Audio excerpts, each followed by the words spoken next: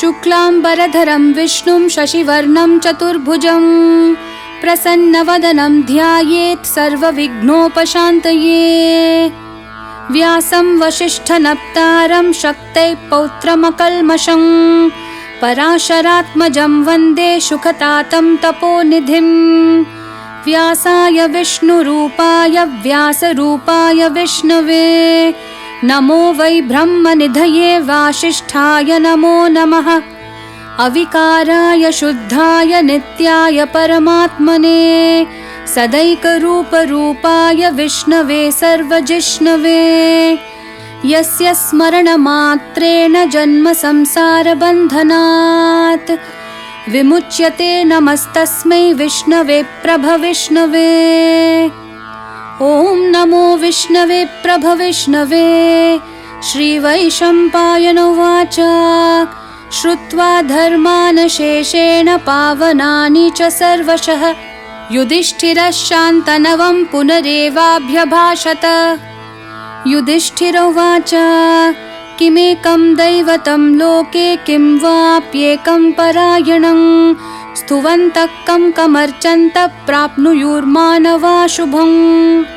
को धर्म सर्वधर्माणां भवतः परमो मतः किं जपन्मुच्यते जन्तुर्जन्म संसारबन्धनात्। श्रीभीष्म उवाच जगत्प्रभुं देवदेवम् अनन्तं पुरुषोत्तमं स्तुवन्नामः सहस्रेण पुरुषस्तततोत्थितः। त्वमेव चार्चयन् नित्यं भक्त्या पुरुषम् अव्ययं ध्यायन् स्तुवन् नमस्यं च यजमानस्तमेव च। अनादिनिधनं विष्णुं सर्वलोकमहेश्वरं लोकाध्यक्षं स्तुवन् नित्यं सर्वदुःखातिगो भवेत्। ब्रह्मण्यं सर्वधर्मज्ञं लोकानां कीर्तिवर्धनं लोकनाथं महद्भूतं सर्वभूतभवोद्भवम्। एष मे सर्वधर्माणां धर्मोऽधिकतमो मतः यद्भक्त्या पुण्डरीकाक्षं स्थवैरर्चयन्नरः सदा। परमं यो महत्तेजः परमं यो महत्तपः परमं यो महद्ब्रह्म परमं यः परायणं। पवित्राणां पवित्रं यो मङ्गलानां च मङ्गलं दैवतं देवतानां च भूतानां यो व्ययपितः यतः सर्वाणि भूतानि भवन्त्यादियुगागमे यस्मिंश्च प्रलयं यान्ति पुनरेव युगक्षये। तस्य लोकप्रधानस्य जगन्नाथस्य भूपते विष्णोर्नाम सहस्रं मे शृणु पापभयापहं। यानि नामानि गौणानि विख्यातानि महात्मनः ऋषिभिः परिगीतानि तानि वक्ष्यामि भूतये।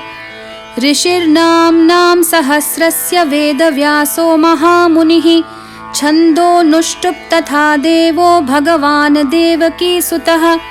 अमृतांशोद्भवो बीजं शक्तिर्देवकीनन्दनः त्रिसामा हृदयं तस्य शान्त्यर्थे विनियुज्यते।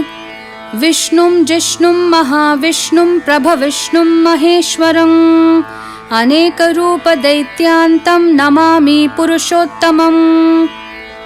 अस्य श्रीविष्णोर्दिव्यसहस्रनामस्तोत्रमहामन्त्रस्य श्रीवेदव्यासो भगवान् ऋषिः अनुष्टुप् छन्दः श्रीमहाविष्णु परमात्मा श्रीमन्नारायणो देवता।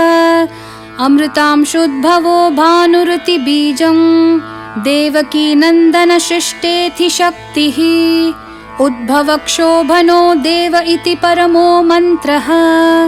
शङ्खबृन्नन्दकी चक्रति कीलकं शाङ्गधन्वा गदाधर इति अस्त्रं रथाङ्गपाणि रक्षोभ्य इति नेत्रं त्रिसामा सामगसामेति कवचम् आनन्दं परब्रह्मेति योनिः ऋतुसुदर्शनकाल इति दिग्बन्धः श्रीविश्वरूप इति ध्यानं श्रीमहाविष्णु प्रीत्यर्थे सहस्रनाम जपे विनियोगः। ध्यानम्। क्षीरोदन्वत्प्रदेशे शुचिमनिविलसत्सैकते मौक्तिकानां मालाक्लृप्तासनस्थः स्फटिकमणिनिभैर्मौक्तिकैर्मण्डिताङ्गः। शुभ्रैरभ्रैरदभ्रैरुपरि विरचितैर्मुक्तपीयूषवर्षैः आनन्दीन पुनीयादरिनलिनगदा शङ्खपाणिर्मुकुन्दः। भूपादौ यस्य नाभिर्वियदसुरनिलश्चन्द्रसूर्यौ च नेत्रे कर्णावाशाशिरोद्यौर्मुखमपि दहनो यस्य वास्तेयमब्धिः। अन्तस्तं यस्य विश्वं सुरनरखगो भोगि गन्धर्वदैतेः चित्रं रम्यते तं त्रिभुवनवपुषं विष्णुमीशं नमामि। ॐ नमो भगवते वासुदेवाय। शान्ताकारं भुजगशयनं पद्मनाभं सुरेशं विश्वाधारं गगनसदृशं मेघवर्णं शुभाङ्गम् लक्ष्मीकान्तं कमलनयनं योगिहृद्ध्यानगम्यं वन्दे विष्णुं भवभयहरं सर्वलोकैकनाथम्। मेघश्यामं पीतकौशेयवासं श्रीवत्साङ्कं कौस्तुभोद्भासिताङ्गं पुण्योपेतं पुण्डरीकायताक्षं विष्णुं वन्दे सर्वलोकैकनाथम्। नमः समस्तभूतानां आदिभूताय भूभृते अनेकरूपरूपाय विष्णवे प्रभविष्णवे। शशङ्खचक्रं सकिरीटकुण्डलं सपीतवस्त्रं सरसीरुहेक्षणं सहारवक्षस्थलशोभिकौस्तुभं नमामि विष्णुं शिरसा चतुर्भुजम्। छायायां पारिजातस्य हेमसिंहासनोपरि आसीनमबुधश्याममायताक्षम् अलङ्कृतम् चन्द्राननं चतुर्बाहुं श्रीवत्साङ्कितवक्षसं रुक्मिणी सत्यभामाभ्यां सहितं कृष्णमाश्रये।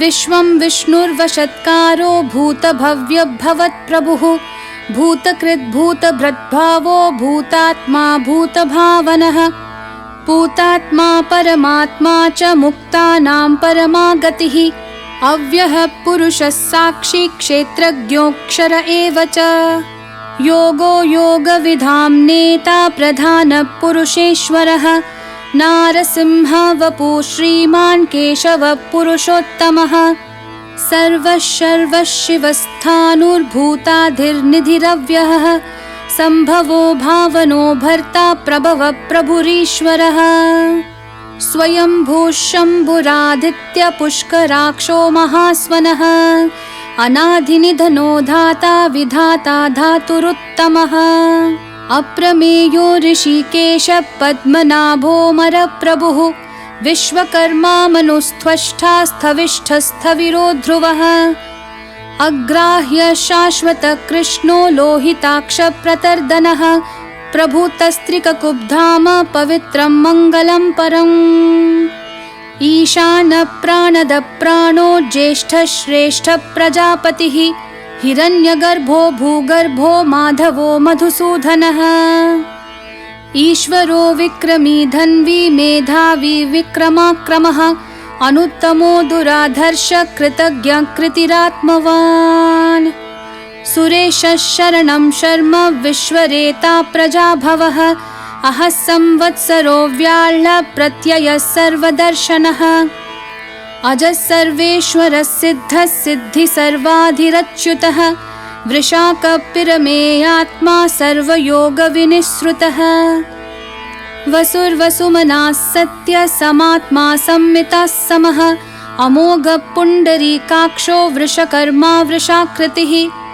रुद्रो बहुशिरा बभ्रूर्विश्वयोनिः शुचिश्रवाः अमृतः शाश्वतस्थाणुर्वरारोहो महातपाः सर्वगः सर्वविद्भानु विश्वक्सेनो जनार्दनः वेदो वेदविधव्यङ्गो वेदाङ्गो वेदवित्कविः लोकाध्यक्षः सुराध्यक्षो धर्माध्यक्षकृताकृतः चतुरात्मा चतुर्व्यूहश्चतुर्धंश्रश्चतुर्भुजः भ्राजिष्णुर्भोजनं भोक्ता सहिष्णुर्जगदादिजः अनघो विजयो जेता विश्वयोनिः पुनर्वसुः उपेन्द्रो वामनप्रांशुरमोघः सुचिरूर्जितः अतीन्द्रः सङ्ग्रहः सर्गो धृतात्मा नियमो यमः वैद्यो वैद्या सदा योगी वीरः माधवो मधुः अतीन्द्रियो महामायो महोत्साहो महाबलः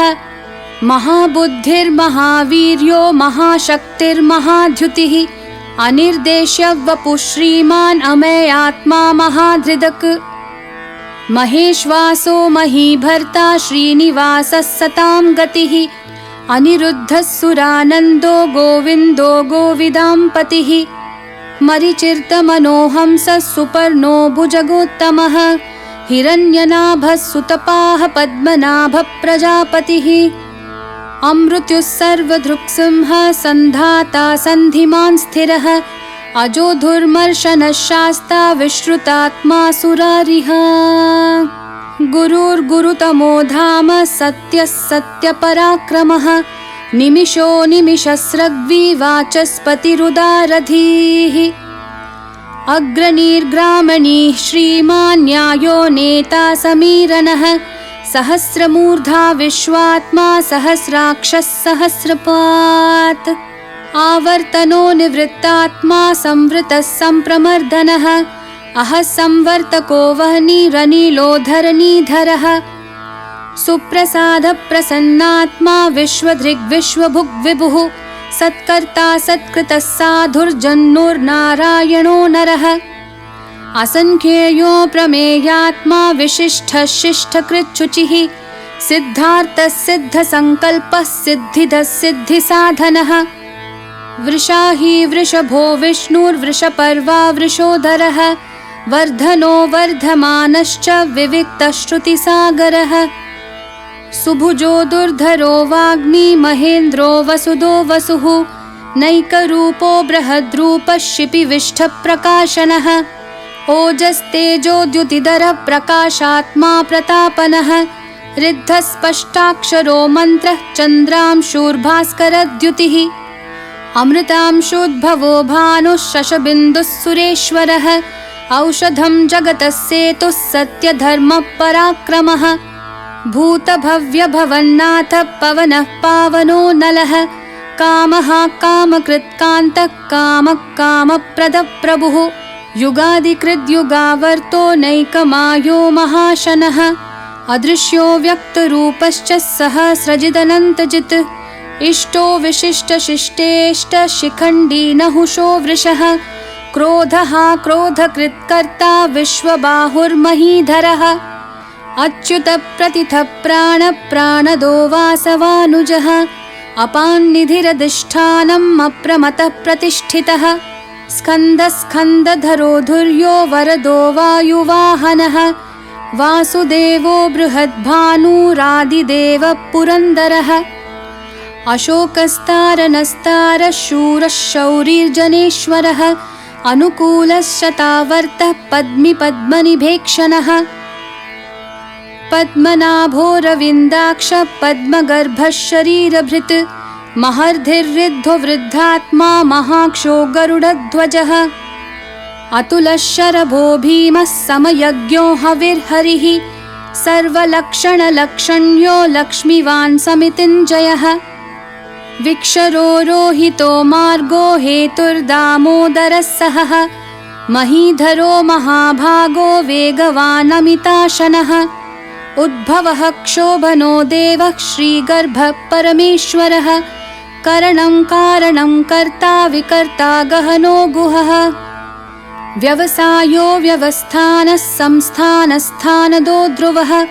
परर्धिः परमस्पष्टतुष्टपुष्टक्षुभेक्षणः रामो विरामो विरतो मार्गो नेयो नयो नयः वीरशक्तिमतां श्रेष्ठो धर्मो धर्मविदुत्तमः वैकुण्ठपुरुषप्राणप्राणद-प्रणवपृथुः हिरण्यगर्भः शत्रुघ्नो व्याप्तो वायुरधोक्षजः ऋतुः सुदर्शनः कालः परमेष्टिपरिग्रहः उग्रसंवत्सरो दक्षो विश्रामो विश्वदक्षिणः विस्तारस्थावरस्थाणुः प्रमाणं बीजमव्ययम् अर्थोऽनर्थो महाकोशो महाभोगो महाधनः अनिर्विन्नस्थविष्टो भूर्धर्मयूपो महामखः नक्षत्रनेमिर्नक्षत्री क्षमः क्षामसमीहनः यज्ञयुज्यो महेजश्च क्रतुः सत्रं सतां गतिः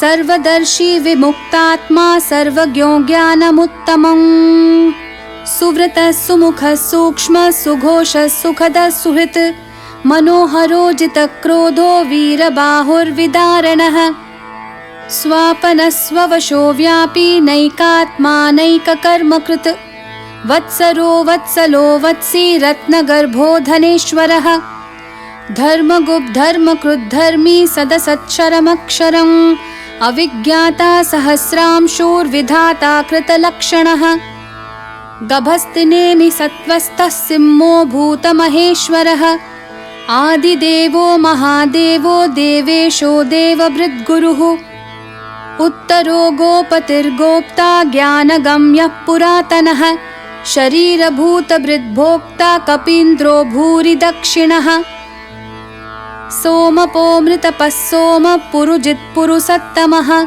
विनयो जयः सत्यसन्धो दाशार्हः सात्वतां पतिः जीवो विनयिता साक्षी मुकुन्दोऽमितविक्रमः अम्भो निधिरनन्तात्मा महोदधिशयोऽन्तकः अजो महार्हः स्वाभाव्यो जितामित्रप्रमोदनः आनन्दो नन्दनो नन्दः सत्यधर्मा त्रिविक्रमः महर्षि कपिलाचार्य कृतज्ञो मेदिनीपतिः त्रिपदस्त्रिदशाध्यक्षो महाशृङ्गकृतान्तकृत् महावराहो गोविन्दः सुषेणः कनकाङ्गदिः गुह्यो गभीरो गहनो गुप्तश्चक्रगदाधरः वेधास्वाङ्गोजितः कृष्णो दृढः सङ्कर्षणाच्युतः वरुणो वारुणो वृक्षः पुष्कराक्षो महामनाः भगवान् भगहानन्दी वनमाली हलायुधः आदित्यो ज्योतिरादित्य सहिष्णुर्गतिसत्तमः सुदन्वाखण्डपरशुर्दारुणो द्रविणप्रदः दिवस्पृक् सर्वदृग्व्यासो वाचस्पतिरयो निजः त्रिसामः सामगः सामन्निर्वाणं भेषजं भिषक् सन्न्यासकृच्छमः शान्तो निष्ठः शान्तिपरायणम् शुभाङ्गः शान्तिदस्सृष्टा कुमुदः कुवलेशयः गोहितो गोपतिर्गोप्ता वृषभाक्षो वृषप्रियः अनिवर्ती निवृत्तात्मा संक्षेप्ताक्षेमकृच्छिवः श्रीवत्सवक्षा श्रीवासः श्रीपतिः श्रीमतांवरः श्रीधः श्रीशः श्रीनिवासः श्रीनिधि श्रीविभावनः श्रीधरः श्रीकरः श्रेयः श्रीमान् लोकत्रयाश्रयः स्वक्षः सङ्घः शतानन्दो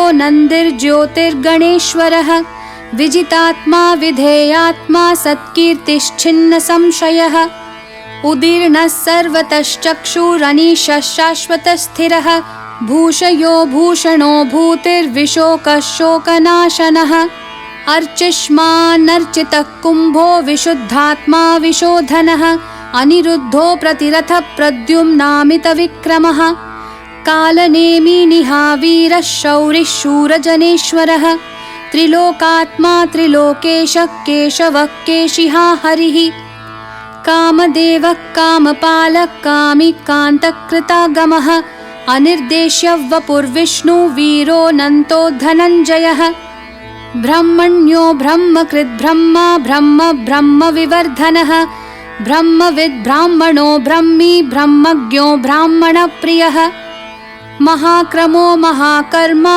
महातेजा महोरगः महाक्रतुर्महायज्वा महायज्ञो महाहविः स्थव्यस्थवप्रियस्तोत्रं स्तुतिस्तोतारणप्रियः पूर्णपूरयिता पुण्यः पुण्यकीर्तिरनामयः मनोजवस्तीर्थकरो वसुरेता वसुप्रदः वसुप्रदो वासुदेवो वसुर्वसुमनाहविः सद्गति सत्कृतिः सत्ता सद्भूतिः सत्परायणः शूरसेनो यदुश्रेष्ठा सन्निवासः सुयामुनः भूता वासो वासुदेवः सर्वासु निलयो नलः दर्पः दर्पदो दृप्तो दुर्धरोऽथा पराजितः विश्वमूर्तिर्महामूर्तिर्दीप्तमूर्तिरमूर्तिमान् अनेकमूर्तिरव्यक्तः शतमूर्तिः शताननः एकोनैकः सवक्कं किं यत्तत्पदमनुत्तमं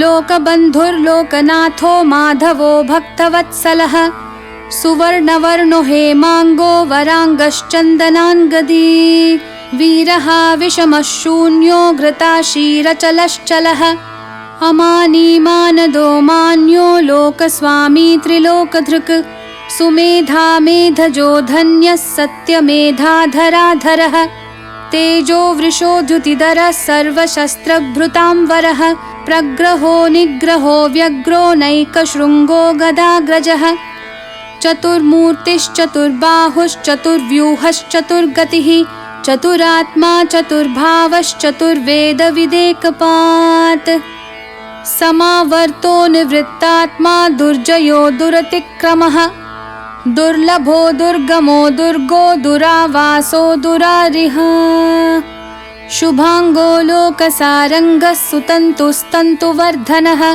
इन्द्रकर्मा महाकर्मा कृतकर्मा कृतागमः उद्भवः सुन्दरः सुन्दो रत्ननाभः सुलोचनः अर्को वाजस्सनः शृङ्गी जयन्तः सर्वविजयी सुवर्णबिन्दुरक्षोभ्यः सर्ववागीश्वरेश्वरः महाह्रदो महागर्तो महाभूतो महानिधिः कुमुदः कुन्दरः कुन्दः पर्जन्यः पावनो निलः अमृताशोऽमृतवपुः सर्वज्ञः सर्वतोमुखः सुलभः सुव्रतः सिद्धः शत्रुजिच्छत्रुतापनः न्यग्रोधोदुम्बराश्वत्थः चाणुरान्ध्रनिषूदनः सहस्रार्चिः सप्तजिह्वः सप्तैदाः सप्तवाहनः अमूर्तिरनघोचिन्त्यो भयकृद्भयनाशनः अनुर्बृहत्कृशस्थूलो गुणभृन्निर्गुणो महान्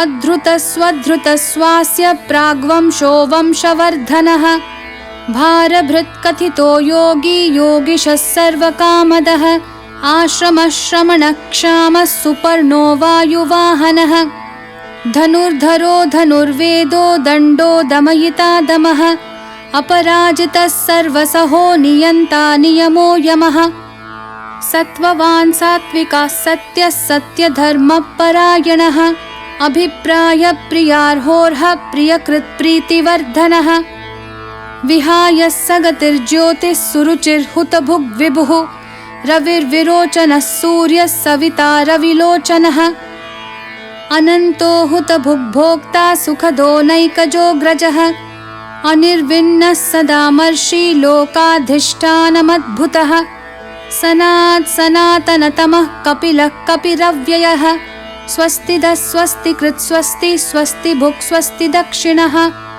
अरौद्रकुण्डलीचक्री विक्रमयूर्जितशासनः शब्दातिगः शब्दसः शिशिरः शर्वरीकरः अक्रूरपेशलो दक्षो दक्षिणक्षमिनाम्बरः विद्वत्तमो वीतभयपुण्यश्रवणकीर्तनः उत्तारणो दुष्कृतिः पुण्यदुःस्वप्ननाशनः वीरः रक्षणः सन्तो जीवनः पर्यवस्थितः अनन्तरूपोऽनन्तश्रीर्जितमन्युर्भयापहः चतुरश्रो गभीरात्मा विदिशो व्यादिशोऽधिशः अनादिर्भूर्भुवो लक्ष्मी सुवीरो रुचिराङ्गदः जननो जनजन्मादिः भीमो भीमपराक्रमः आधारनिलयो धाता पुष्पहासप्रजागरः ऊर्ध्वगः सत्पथाचार प्राणद प्रणवः पणः प्रमाणं प्राणनिलय प्राणभृत् प्राणजीवनः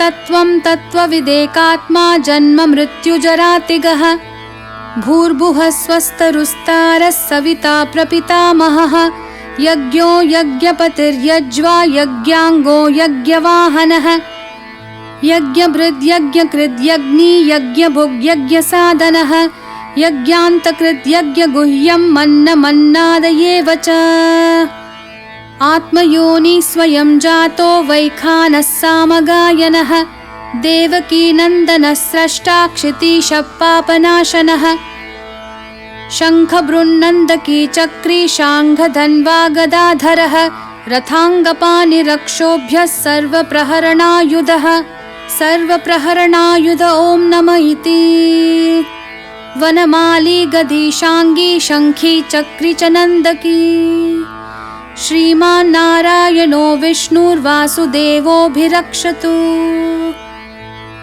वनमाली गदीशाङ्गी शङ्खी चक्री च नन्दकी श्रीमान् नारायणो विष्णुर्वासुदेवोऽभिरक्षतु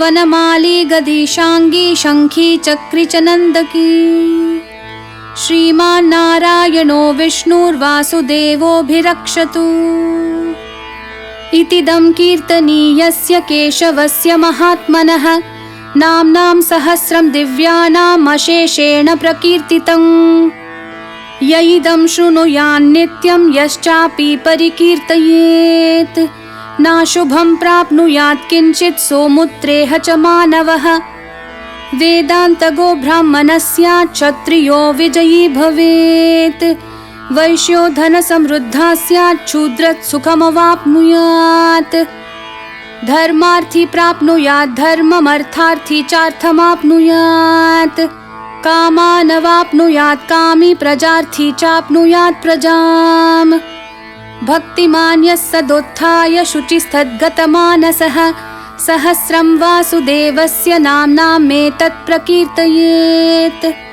यशः प्राप्नोति विपुलं याति प्राधान्यमेव च अचलां श्रियमाप्नोति श्रेयः प्राप्नोत्यनुत्तमम् न भयं क्वचिदाप्नोति वीर्यं तेजश्च विन्दति भवत्यरोगोद्युतिमान् बलरूपगुणान्वितः रोगार्तो मुच्यते रोगात् बद्धो मुच्येत बन्धनात् भयान्मुच्येत भीतस्तु मुच्येतापन्न आपदः दुर्गान्यतितरत्याशु पुरुषः पुरुषोत्तमम् स्तुवन्नाम सहस्रेण नित्यं भक्तिसमन्वितः वासुदेवाश्रयो मर्त्यो वासुदेवपरायणः सर्वपापविशुद्धात्मा याति ब्रह्म सनातनम् न वासुदेवभक्तानाम् अशुभं विद्यते क्वचित् जन्म मृत्युजरा व्याधि भयं नैवोपजायते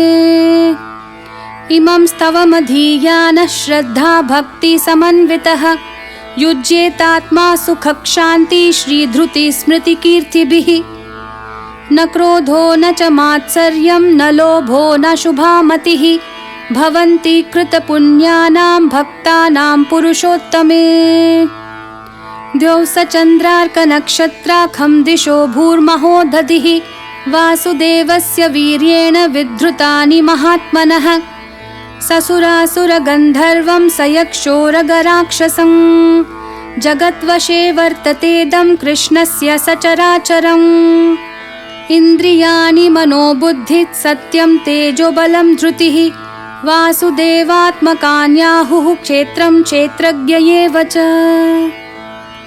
सर्वागमानमाचारः प्रथमं परिकल्पते आचारप्रभवो धर्मो धर्मस्य प्रभुरच्युतः ऋषयः पितरो देवा महाभूतानि धातवः जङ्गमा जङ्गमं चेदं जगन्नारायणोद्भवम्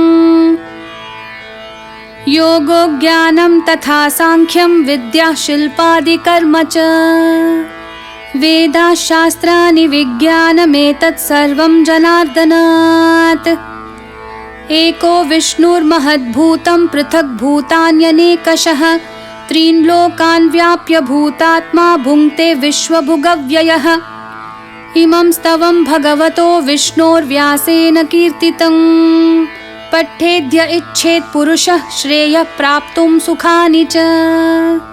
विश्वेश्वरमजं देवं जगतः प्रभुमव्ययम् भजन्ति ये पुष्कराक्षं न ते यान्ति पराभवम् न ते यान्ति पराभवम्। ॐ नमः इति। अर्जुनोवाच पद्मपत्रविशालाक्ष पद्मनाभसुरोत्तमा भक्तानामनुरक्तानां त्राता भव जनार्दन। श्रीभगवानुवाच यो मां नाम सहस्रेण स्तोतुमिच्छति पाण्डव सोऽहमेकेन श्लोकेन स्तुत एव न संशयः स्तुत एव न संशय। ॐ नमः इति। व्यासोवाच वासनाद्वासुदेवस्य वासितं भुवनत्रयं सर्वभूतनिवासोऽसि वासुदेव नमोऽस्तु ते वासुदेव नमोऽस्तु ते। ॐ नमः इति।